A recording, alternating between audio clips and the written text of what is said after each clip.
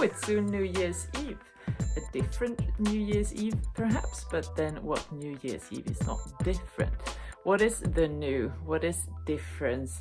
The different can only become thinkable when tamed, Deleuze wrote. But if so, can it surprise us? Difference can only be accessible to us if we relate it to something that we already know, if we compare the particular to the general norm. This New Year's Eve is a different New Year's Eve. This New Year's Eve is not what New Year's Eve should be like. And along the same line of thinking, there is a female norm and a male norm. A man in general, from which particular men differ, men who, for instance, are often close to tears, or who like wearing a skirt, or who like wearing lipstick or whatever.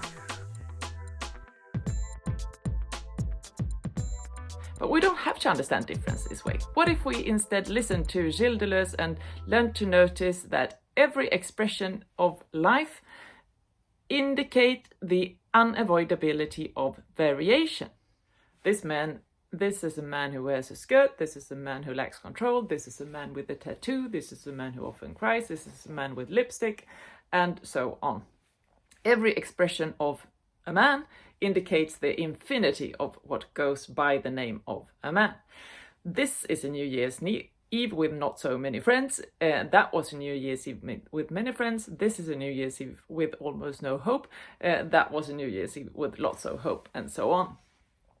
Every expression of a New Year's indicates an infinity that goes by the name of the new. And the same goes for God. With God, everything is permitted, Deleuze wrote. He located what he called a creative atheist force in the realm of theism. Simply the fact that repetition is the repetition of difference, so that each time God appears in a sermon, in literature, in movies, in our minds, in philosophy, in writing, in liturgy, God appears differently, which means there is a multiplicity of gods. So even the repetition of what we see as a timeless truth cannot be anything other than the repetition of difference. Likewise, every repetition of a woman indicates the multiplicity of women, the infinity of ways in which we can be women. God is not normative but creative. The concept of woman is not normative but creative. The concept of man is not normative but creative. The concept of New Year's Eve is not normative but creative.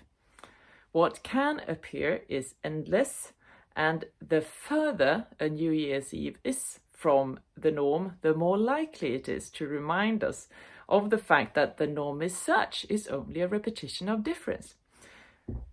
Every limit, every norm, every truth claim indicates the possibility of transgression and the possibility of the radically new.